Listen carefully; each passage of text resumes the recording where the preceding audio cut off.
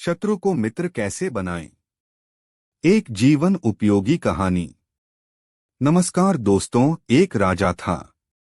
उसने एक सपना देखा।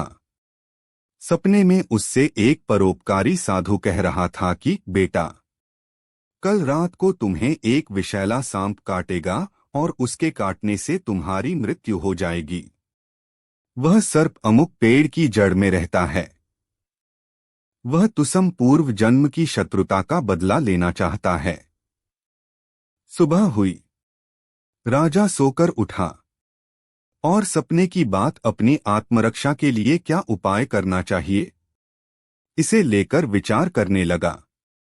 सोचते सोचते राजा इस निर्णय पर पहुंचा कि मधुर व्यवहार से बढ़कर शत्रु को जीतने वाला और कोई हथियार इस पृथ्वी पर नहीं है।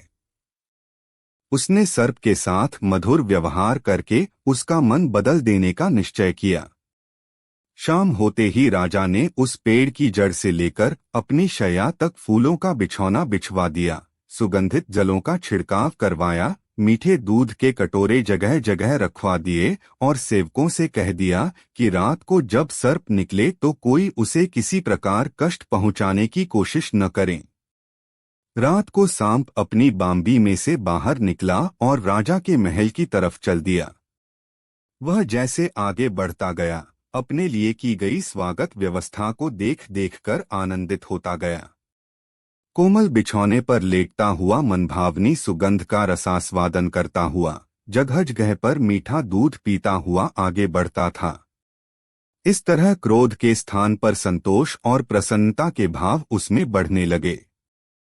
जैसे जैसे वह आगे चलता गया, वैसे ही वैसे उसका क्रोध कम होता गया। राजमहल में जब वह प्रवेश करने लगा तो देखा कि प्रहरी और द्वारपाल सशस्त्र खड़े हैं, परंतु उसे जरा भी हानि पहुंचाने की चेष्टा नहीं करते। यह असाधारण सी लगने वाले दृश्य देखकर सांप के मन में स्नेह उमड़ आया। सद्व्यवहार, नम्रता, मधुरता के जादू ने उसे मंत्रमुग्ध कर लिया था। कहाँ वह राजा को काटने चला था, परंतु अब उसके लिए अपना कार्य असंभव हो गया।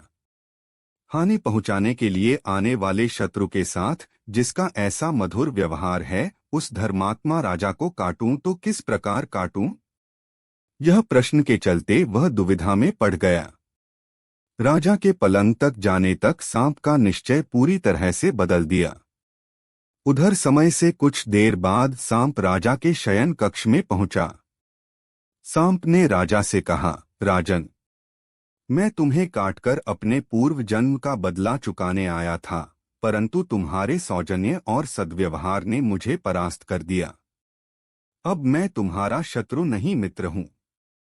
मित्रता के उपहार स्वरूप अपनी बहुमूल्य मणि मैं तुम्हें दे रहा हूं। लो, इसे अपने पास रखो।